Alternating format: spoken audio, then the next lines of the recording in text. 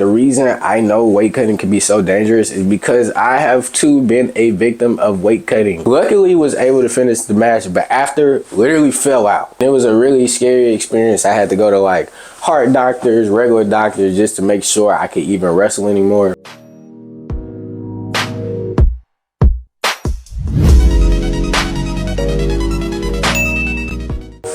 So let's talk about one of the most sacred parts of wrestling, MMA, boxing, and I think even powerlifting. It's a little thing called weight cutting. Now, if you don't know what weight cutting is the act of losing water weight to try and gain an advantage over your opponent. Basically, if I am like 160, 170, I drop down to 150 or 140 to try and go against smaller people so I can have a higher chance at winning. Like I said, I feel like weight cutting is like one of the most like sacred parts of like wrestling and fighting sports, because I feel like people have literally been doing this since the beginning of time. I can remember all my coaches talking about their crazy weight cutting stories.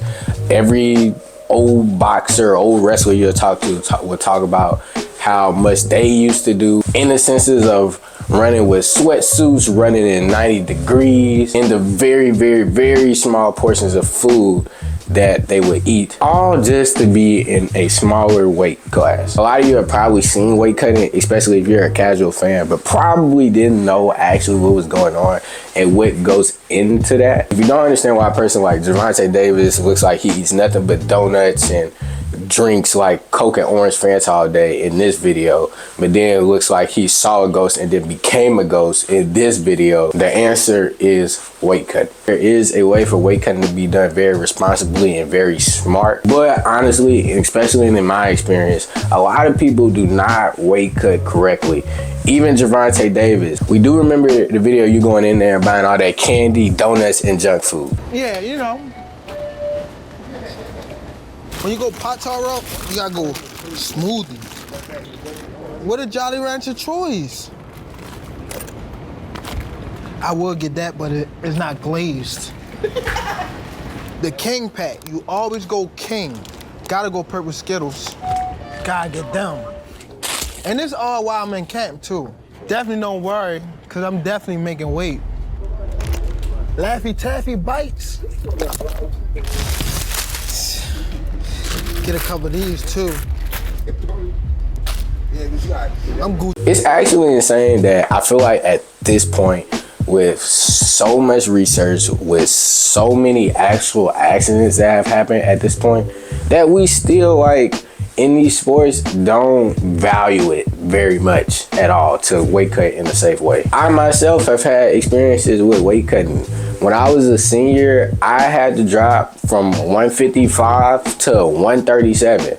And I'm not sure if you could tell how skinny I am already, but to put this in perspective, at 155, I have a very visible six-pack. And to have a six-pack, you already have to have a very low amount of body fat. So you can just imagine how hard it is to cut from 155 to 137 when you're already like super skinny and already very close to your like bottom natural weight. Keep in mind, I got 155 by just eating regularly, practicing every day, practicing pretty hard too, because at that time I was still in like high school sports, you know, going through these very rigorous workouts.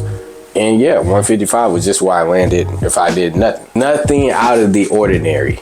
Put it like that. The reason I know weight cutting can be so dangerous is because I have too been a victim of weight cutting. I one time was trying to go from this 155 to like 138, 139 range, and literally got on the mat.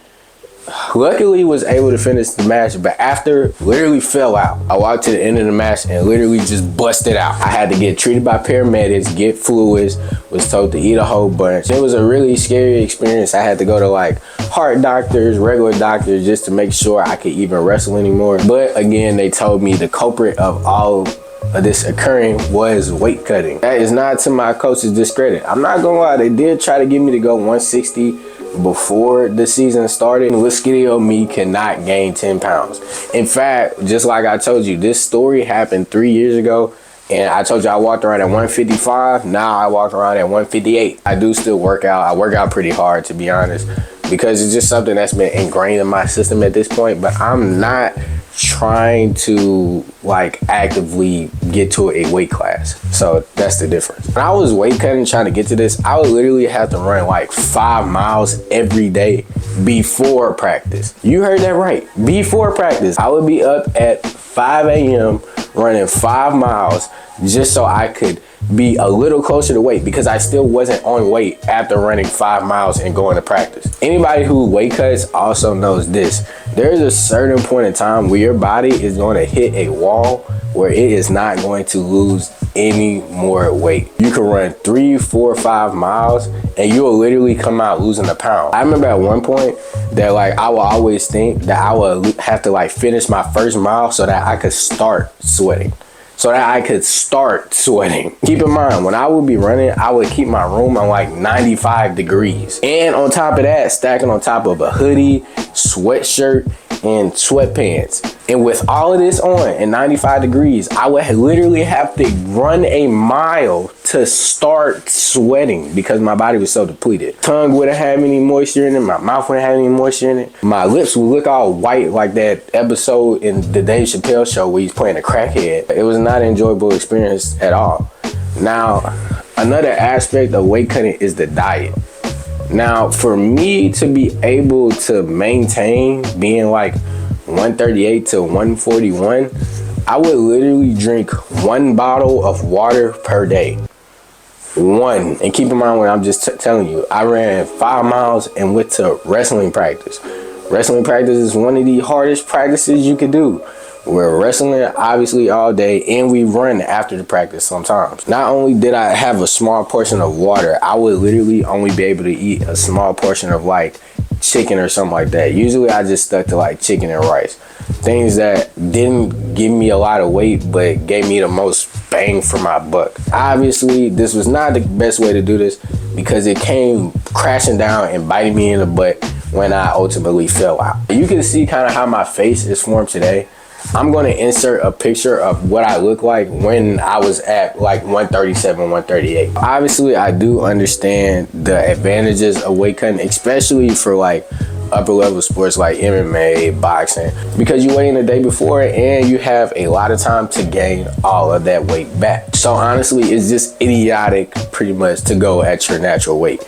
Because if you're naturally 170, somebody from 200, 210 is going to cut down. I mean, you could see this with Alex Pereira, who's now like the light heavyweight champion, but competes at middleweight at 170. I can't even imagine a cut like that, especially with the idea of, again, Alex Pereira at 205, 220, still being like a very lean person. If you've ever seen videos online of people weight cutting, it's literally like disturbing.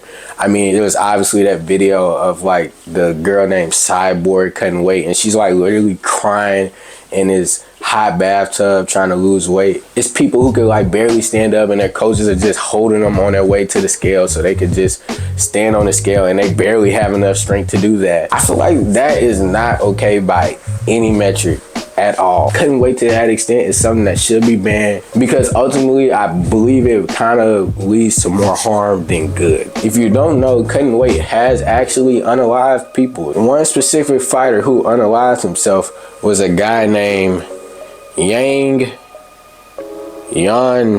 Bing. That's one name right there. No disrespect though, RIP to him.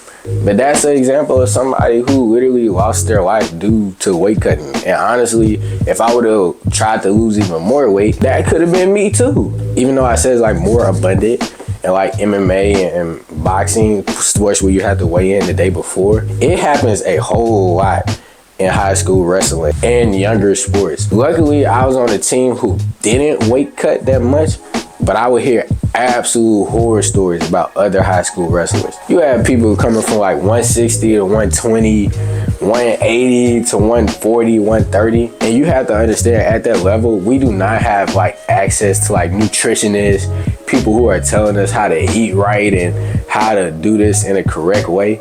We literally are pretty much just thrown in a free-for-all and say, you gotta lose the weight, figure it out. Which again, I feel like leads to more harm than it did good.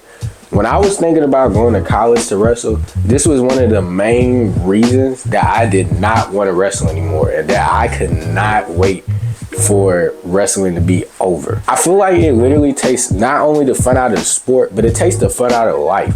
Like, I remember my mom telling me how I would wake up every day and just literally be mad at the world because I'm always hungry. I feel always deficient, and obviously I'm not eating anything, so I don't have no energy to do anything. Even my friends noticed it. Like, they would be like, you don't even act the same way. Like, you don't laugh and joke the same way. Again, because I'm always angry at the world. Now, obviously, like I said, there is a correct way to do weight cutting, but I think it's very realistic that most people, especially on a lower level, do not have access to these resources. That's why I think it's important that, just like the promotion that hosted the fighter who unallied themselves, there are more regulations for doing things like this. Like water hydration testing at every single event that you compete in. And this is something I do know we have access to because we had the hydration test at the start of every season.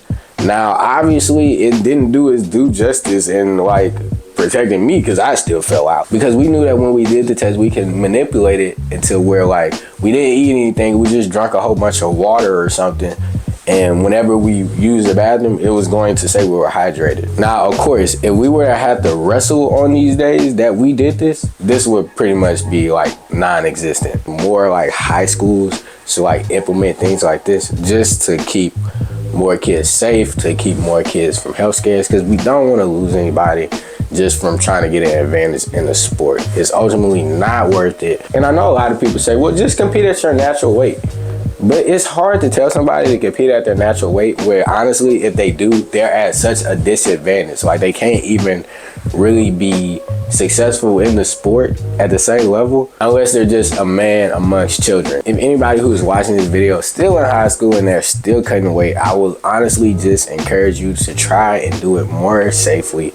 Try and get the resources if you can. If you're cutting within that 6 to 7 pound range, usually it doesn't affect you that much. But once you start getting these like 15, 20, 30, 40 pound weight cuts, that's when it starts getting a little dangerous. To mention as well, like weight cutting to this extent, a lot of the times leads to like eating disorders. Like people have cut weight and can't eat for so long that they end up like eating everything. And actually the numbers for this are like really high on people who weight cut and develop eating disorders. In fact, just for the sport of wrestling, the wrestlers who are at risk of developing eating disorders is 36%, meaning that more than a fourth of people who wrestle come out with having certain eating disorders. That's why Paddy Pimblett looks like this whenever he's fighting, but looks like this whenever he's just living life. Please, I cannot stress enough, try and be safe if you do engage in weight cutting, and please do not let it ruin your life or ruin your love for the sport, because ultimately we are here because we love the sport and we are loving what we do, and we don't want anything to distract us from actually competing in that sport and enjoying the moment while we're doing it. If you like this video, I appreciate you for tuning in today. Please drop a like, comment, and subscribe. It would be very much appreciated. Again, thanks for watching. Have a good one, and please tune in to my next video.